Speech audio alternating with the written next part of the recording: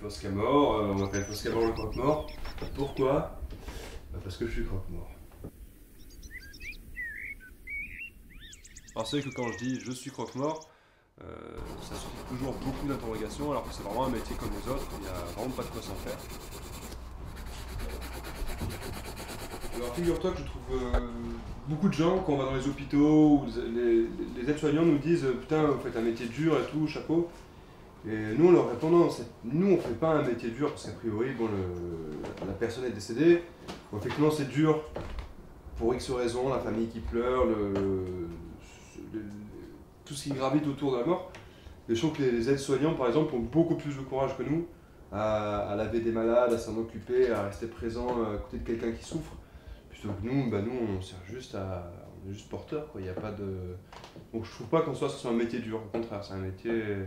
On travaille beaucoup, mais mentalement, bon des fois c'est un peu hardcore. Le matin, on arrive au dépôt. Donc le dépôt, c'est là où il y a tous les véhicules, les corbillards, le matériel. Et on se retrouve entre collègues, on a accès à notre fiche de route.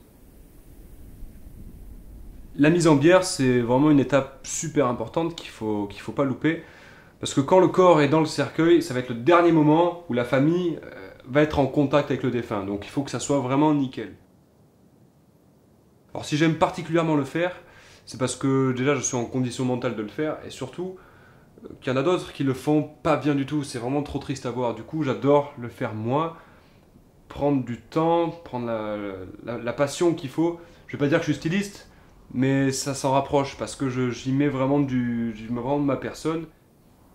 Donc une fois que la mise en bière elle a été effectuée, tout est bien, on laisse la famille se recueillir devant le corps. C'est pour ça que je reviens là-dessus, il faut que ce soit très bien fait parce que c'est le dernier moment où la famille va voir le défunt.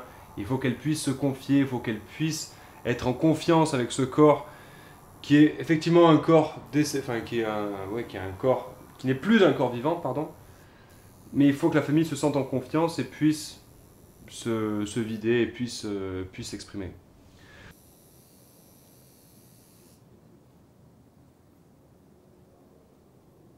On ne va pas dire que la mort ça me rend triste ni aigri, notamment quand on voit des familles pleurer. Au début c'est vrai que voir des familles pleurer c'est chaud, on reste humain et quand on voit d'autres personnes qui souffrent ça nous fait souffrir. Mais en même temps, une famille qui pleure, des gens qui pleurent, c'est vraiment une preuve d'amour. C'est-à-dire que quand tu es confronté à des gens qui pleurent pas à un enterrement, c'est bien pire, ça fait plus de mal que voir des grandes familles qui pleurent, qui sont ensemble. Même si les familles elles pleurent, nous notre rôle c'est pas de pleurer. Il faut que la famille elle puisse se reposer sur nous. Nous on porte le défunt à sa dernière demeure. Il faut pas qu'on se mette non plus à pleurer, quoi. Je te laisse imaginer le tableau, si toute la clique des croque-morts on se mettait à chialer avec le cercueil sur le dos, ça serait pas beau à voir, quoi. Nous clairement il faut qu'on soit respectueux, qu'on soit digne, qu'on soit fort et voilà, qu'on se laisse pas sensibiliser, enfin pas sensibiliser mais qu'on se laisse pas avoir par le truc. Par le truc. Voilà, faut pas qu'on se laisse avoir par l'émotion, quoi.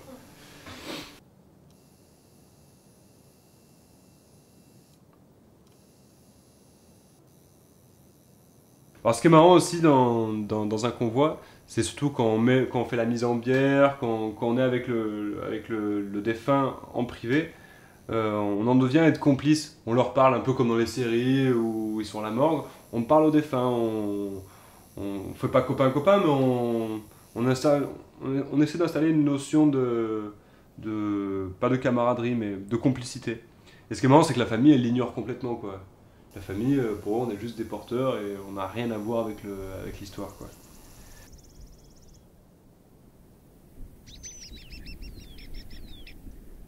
Bon, c'est vrai que ce boulot, ça fait réfléchir, surtout quand on enterre des jeunes.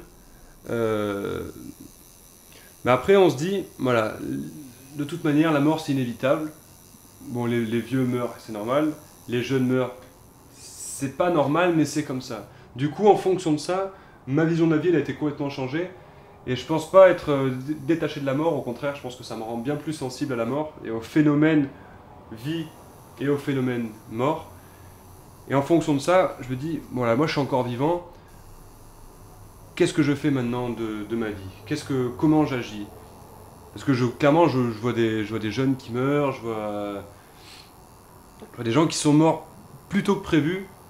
Et je me dis, est-ce qu'ils ont profité à fond du temps qui leur a été donné? Et du coup, moi, ce boulot-là, ça me rend pas complètement détaché de la mort. Au contraire, ça me donne envie d'agir, de vivre pleinement, quoi.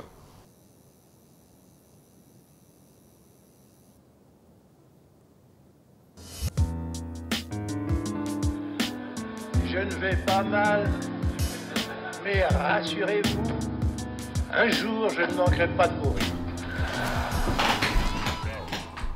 Oh merde, encore une infection. Messieurs!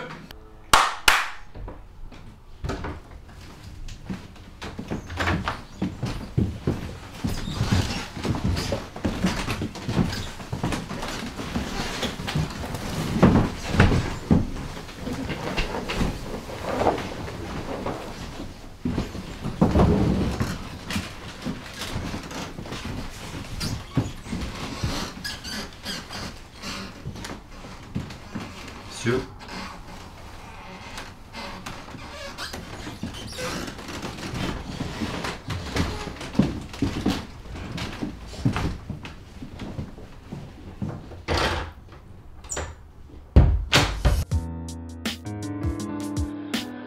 Je ne vais pas mal, mais rassurez-vous, un jour je ne manquerai pas de mourir.